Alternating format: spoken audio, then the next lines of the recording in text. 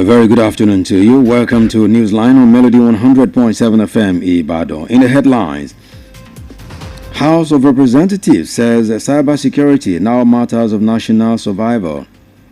Adenike clears 19 parties, 217,980 voters for Oyo by-election. In entertainment, Yabojo's daughter says her mother's office was attacked because of her wedding. IMF pledges support for FIRs on tax reforms. That will be from business news. While on the foreign scene, you will hear African leaders seeking U.S. President Trump's support to develop resources. And on sports, we will tell you how Super Eagles suffer blow as 7 key players ruled out of CHAN. Details shortly.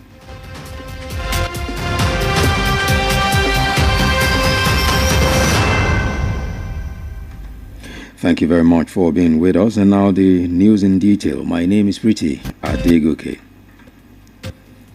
Priscilla, daughter of Nollywood actress Yabojo, has revealed that a threat letter was delivered to her mother's office barely months after her wedding to Tanzanian singer Juma Jokes. Priscilla made the revelation after her mother's office was gutted by fire. Priscilla stated that her mother was fortunate to have been away in Tanzania for her wedding and did not get to read the letter until her return. The influencer further revealed plans to identify the delivery agent and share footage with the public as well as the police. Reacting to the fire incident, Iyabo had expressed gratitude that no lives were lost and thanked the Nigerian Fire Service and our staff for salvaging what was left. Committee on Digital Information Communication Technology and Cybersecurity, Honorable Adenike Stanley Olajide has issued a clarion call for the urgent overhaul of Nigeria's digital protection laws and frameworks, describing cybersecurity as a matter of national survival. Honorable Olajide made a call while delivering a goodwill message at the opening ceremony of the maiden National Cybersecurity Conference 2025 held at the Abuja Continental Hotel. The federal lawmaker who represents Ibadan Northwest, Ibadan Southwest Federal Constituency of Oyo State revealed that the National Assembly is already working on proactive legislative terrain to review the fast-evolving digital terrain and to empower institutions with the tools required to anticipate and respond to complex cyber risk, while also stressing the need for collaborative synergy amongst government institutions, the private sector, civil society organizations, the academia, to proactively combat emerging cyber threats. The Independent National Electoral Commission INEC has said that 217,980 voters in Ibadan North Federal Constituency in Oyo State would elect a new representative at the National Assembly for the constituency. The body also said that 19 registered political parties in the state were eligible to participate in the by-election, adding that all participating political parties will campaign from August 2nd to August 14. The Oyo State Resident Electoral Commissioner, Dr. Adenike, stated this at the stakeholders meeting with political parties ahead of the by-election slated for August 16. It will be recalled that the member representing Ibadan North Federal Constituency at the House of Representatives, Mr.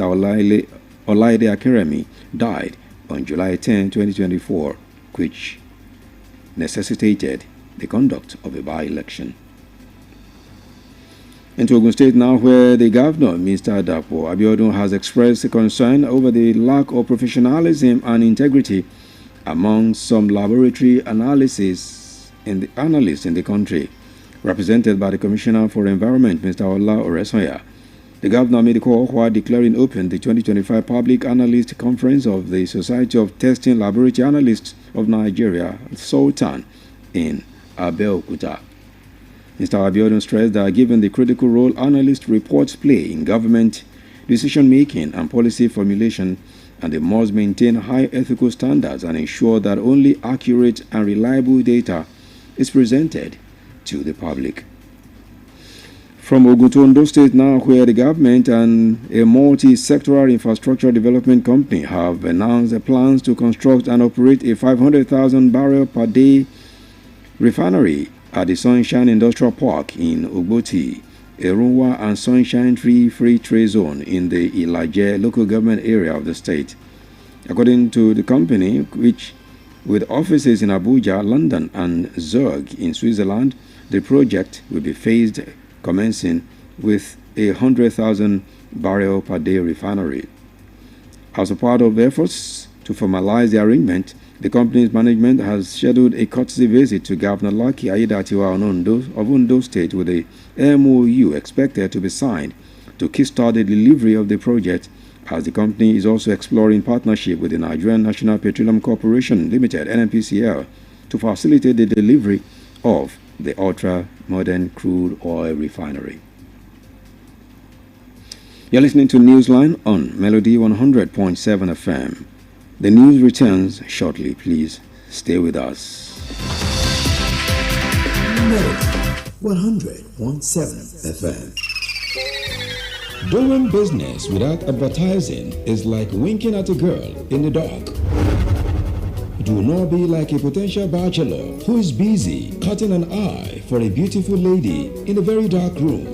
Give your business the much needed publicity it deserves. Come do business with us by advertising your goods and services on Melody 100.7 FM Ibadan, and let's use our platform to uplift your own. Advertise with us by contacting our marketing department at number 2 MB Makpadeun Street, Bodewasimi, Basharun, Ibadan, Oyo State, Nigeria. Telephone 0915-500-107. That is 0915-500-1007. You can also follow us on all our social media platforms at Melody 107 FM. At Melody FM Ibadan, we help make your business to blow yaga yaga. Melody FM, your real home of entertainment. Stay cool.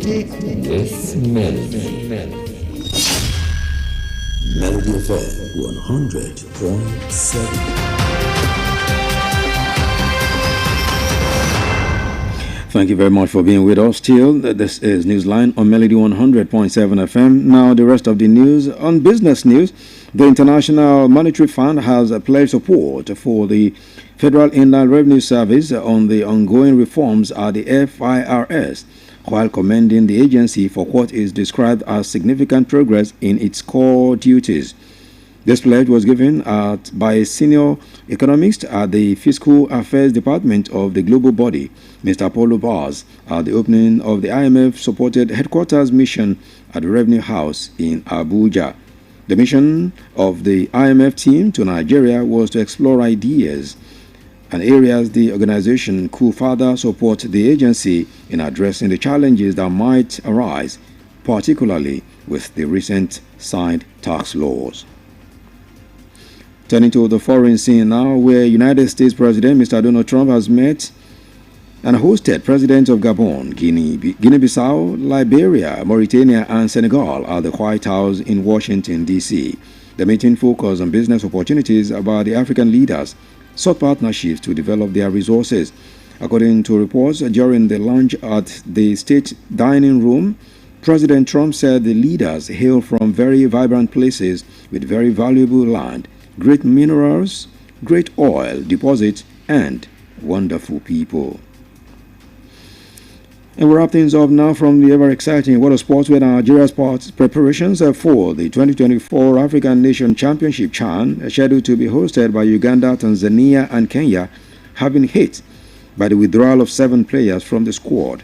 5 players, which includes Abubakar Sadiq from Plateau United, Philip Adejo of Abia Warriors, Xavier Isaac of Rangers International, Papa Daniels of Mustafa from Niger Tornadoes, and Waliu Ojetoye from Ikorodu City, have been ruled ineligible after securing transfers to clubs outside Nigeria, thus violating the CHAN rule that permits only players active in their home domestic leagues.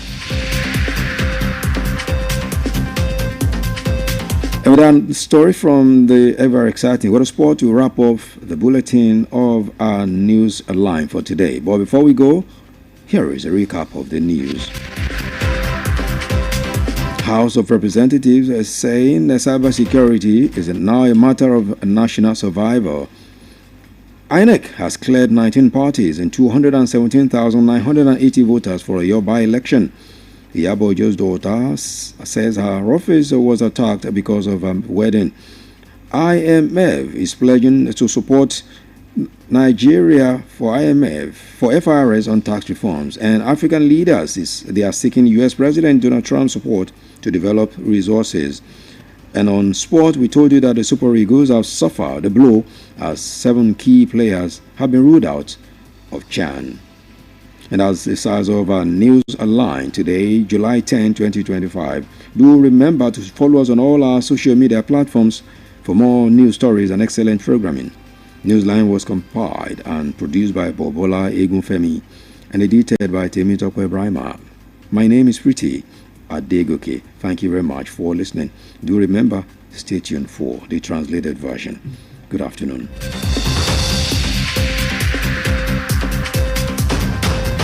I love the station. Melody 100.7 FM. Melody FM Bashoron Ibadan. Ó kọjá bẹ́ẹ̀. Rédíò yìí kọjá bẹ́ẹ̀. Melody FM Bashoron Ibadan. Ìròyìn ní ìkànnì Melody 100.7 FM Ìbàdàn.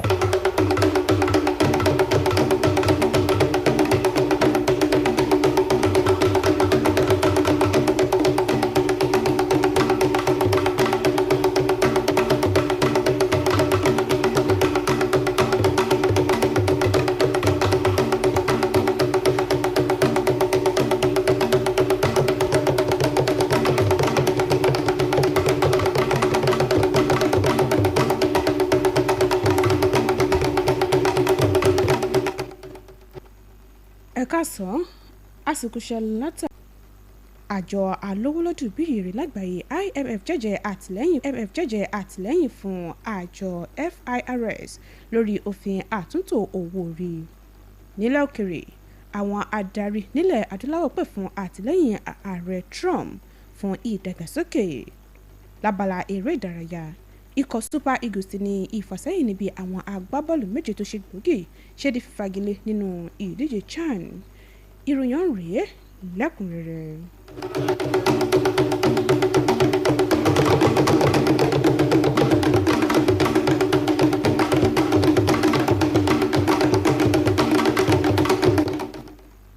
Nínú ìròyìn amúlùdùn, Priscilla tó jẹ́ ọmọ òṣèrébìnrin ní Ìyábọ̀ Òjó ti sọ di mímọ̀ pé àwọn kan fi lẹ́tà ìdúnkokò mọ́ni ránṣẹ́ sí ọ́fíìsì ìyá rẹ̀ lẹ́yìn oṣù díẹ̀ tó ṣe ìgbéyàwó pẹ̀lú olórin tó jẹ́ ọmọ ilẹ̀ Tanzania Juma Jux.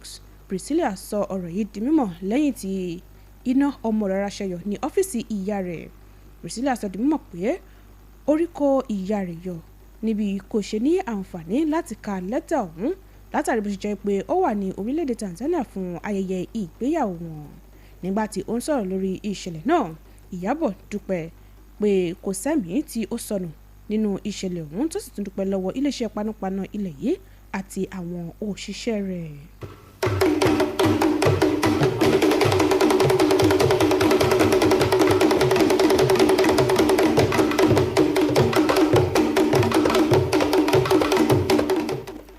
Wáyé o, alága ìgbìmọ̀ tẹ̀kótó ilé aṣojúṣòfin lórí ẹ̀rọ ìgbàlódé ìbáraẹnisọ̀rọ̀ àti ààbò ìtàkùn ayélujára Honourable Adédèjì Dìkìrìlá Stanley Ọlájídé ti ké gbàjarè lórí pàtàkì mímójútó ààbò ìtàkùn ayélujára lórílẹ̀‐èdè yìí.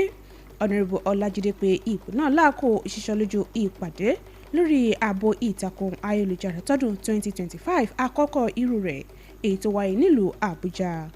Aṣòfin tó ń ṣojú ẹkùn ìdìbò àpapọ̀ ìwọ̀ oòrùn àríwá Ìbàdàn àti ìwọ̀ oòrùn gúúsù Ìbàdàn nípínlẹ̀ Ọ̀yọ́ ọ̀hún ṣàlàyé pé ilé aṣòfin àpapọ̀ ti ń ṣiṣẹ́ tí ó sì ní ó ṣe pàtàkì kí ìfọwọ́sowọ́pọ̀ wà láàrin àwọn iléeṣẹ́ ìjọba, ẹ̀ka aládàáni, àwọn lẹ́gbẹ̀lẹ́gbẹ̀ àtàwọn míì tọ́rọ̀ kàn.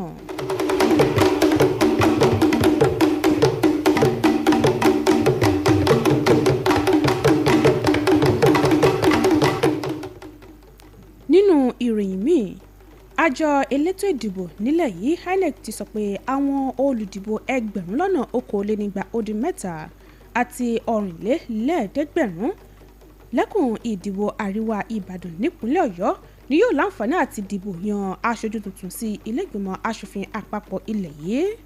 Àjọ náà tún sọ pé àwọn ẹgbẹ́ òṣèlú 19 nípínlẹ̀ yìí ni yóò láǹfààní àti kópa nínú àtúndì ìbò náà pẹ̀lú àfikún pé ìpolongo ìbò yóò wáyé láàrin ọjọ́ 2 sí ọjọ́ 14 oṣù kẹjọ.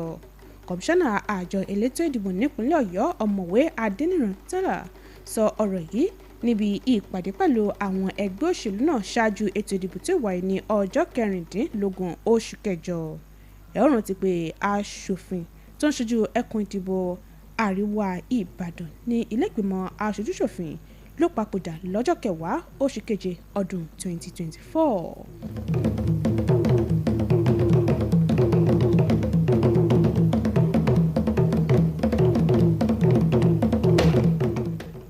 Nínú ìròyìn míì, gómìnà ìpínlẹ̀ Ògùn ọ̀gbẹ́ni Dàpọ̀ Abíọ́dún ti kọminú lórí bí àwọn òṣìṣẹ́ yàrá àyẹ̀wò lórílẹ̀‐èdè Nàìjíríà ò ṣe ṣe iṣẹ́ wọn bó ti tọ́ àti bó ti yẹ. Gómìnà ọ̀hún ẹni tí kọmíṣánná fọ́rọ̀ àyíká ọ̀gbẹ́ni Ọlá Olúsànyà aṣojú fún sọ̀rọ̀ yìí lákò tí ó ń ṣèdè ìpàdé ẹgbẹ́ àwọn olùṣàyẹ̀wò tí wọ́n pè ní Sultan èyí tí ó wáyé nílùú Abẹ́òkúta. Ọ̀gbẹ́ni Abíọ́dún ṣàlàyé pé látàrí ipa tí èsì àyẹ̀wò tí wọ́n ṣe ń kó nínú ìpinnu tí ìjọba ń ṣe àtàwọn ètò ohun ìlànà tó ń gbé kalẹ̀ wọ́n gbọ́dọ̀ máa ṣe ojúṣe wọn bó ti tọ́ àti bó ti yẹ.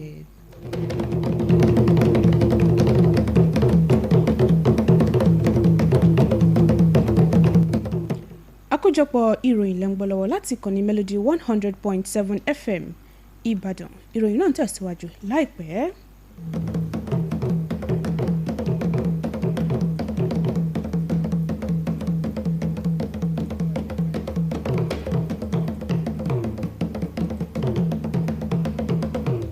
Ìkànnì tó kọjá rẹ́kẹrẹ́kẹ́ Melody FM Ìbàdàn. Níbo lọ ń lọ? Mo ń lọ kéde ọjà mi ní rédíò kan bẹ́ẹ̀ ni. Níbo?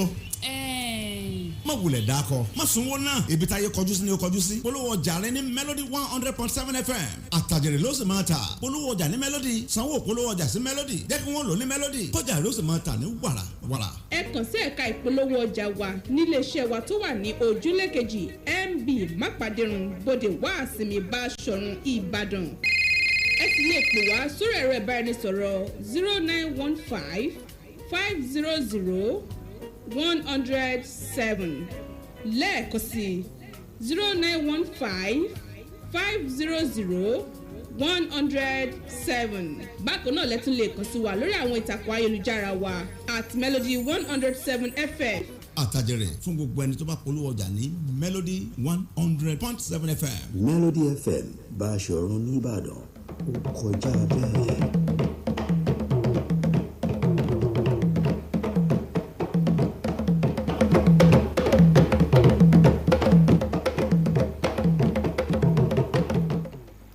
Ẹ káàbọ̀ padà, ìròyìn tẹ̀síwájú. Àjọ alówólódù bí ìyèrè lágbàáyé IMF ti jẹ́jẹ́ àtìlẹ́yìn fún àjọ tó ń pa owó wọlé fún ìjọba lábẹ́lé nílẹ̀ yìí FIRS lórí àwọn àtúntò tí ó ń wáyé nínú àjọ náà níbi ó tún ṣe lo àjọ ọ̀hún lọ́gọ̀ọ́ ẹnu fún ohun tó ṣàpèjúwe gẹ́gẹ́ bí ìlọsíwájú tó ṣe gbòógì nínú ojúṣe rẹ̀. Adarí aṣojú àjọ IMF sí orílẹ̀-èdè yìí ọ̀gbẹ́ni Paul Paz ṣe ìlérí yìí níbi ìpàdé àjọ náà tó wáyé pẹ̀lú àjọ FIRS nílùú Àbújá. Ikọ̀ aṣojú àjọ IMF yóò bójú wo àwọn àyè tí wọ́n ti lè ṣe àtìlẹ́yìn fún àjọ FIRS láti yanjú àwọn ìdojúkọ tó lè jẹyọ pàápàá jùlọ pẹ̀lú òfin àtúntò owó orí èyí tí wọ́n ṣẹ̀ buwọ́lù.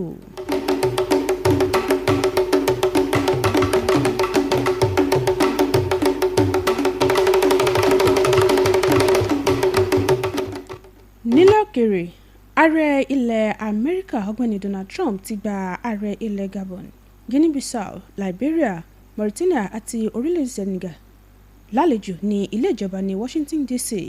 Ìpàdé ọ̀hún ló dá lórí ọ̀rọ̀ okòwò níbi àwọn adarí adarí nílẹ̀ adúláwọ̀ ṣe ń pè fún àjọṣepọ̀ lójúnà àti mú ìdàgbàsókè bá ẹkùn yìí gẹ́gẹ́ bí ìròyìn ṣe fi léde láàkó ìpàdé náà. Ààrẹ Trump sọ pé àwọn adarí ọ̀hún wá láti àwọn ààyè tó sunwọ̀n pẹ̀lú ilẹ̀ tó jí pépé, àwọn ohun àlùmọ́nì àti àwọn èèyàn rere.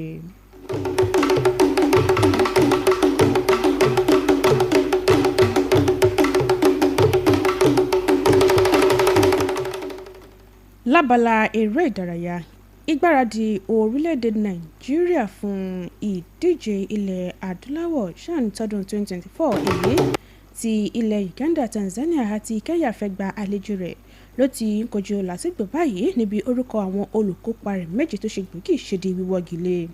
Àwọn agbábọ́ọ̀lù márùn-ún nínú ìta ti rí Abubakar Sadiq látinú ikọ̀ Plateau United, Philip Adejotu látinú ikọ̀ Abia Warriors, Saviour Isaac látinú ikọ̀ Rangers, Papa Daniel Mustapha látinú ikọ̀ Niger Tornadoes àti Wasiu Ọ̀jẹ́tóyè látinú ikọ̀ Ìkòròdú City ni wọ́n ti ní wọn ò kojú òṣùwọ̀n láti kópa nínú ìdíje ọ̀hún látàrí bó ṣe jẹ́ wípé wọ́n ti darapọ̀ mọ́ àwọn ẹgbẹ́ míì nílẹ̀ òkèrè tí èyí sì tako òfin ìdíje ọ̀hún èyí tó fàyè gba àwọn agbábọ́ọ̀lù tí ó ń gbá bọ́ọ̀lù nílẹ̀ abínibí wọn nìkan.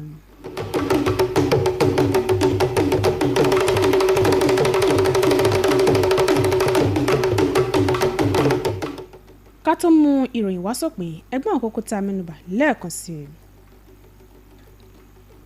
Ilé ìgbìmọ̀ aṣojú-ṣòfin ilẹ̀ yìí sọ pé ètò ààbò ìtàkùn ayélujára jẹ́ ọ̀rọ̀ tó pè fún àmójútó ní kíákíá lórílẹ̀‐èdè yìí.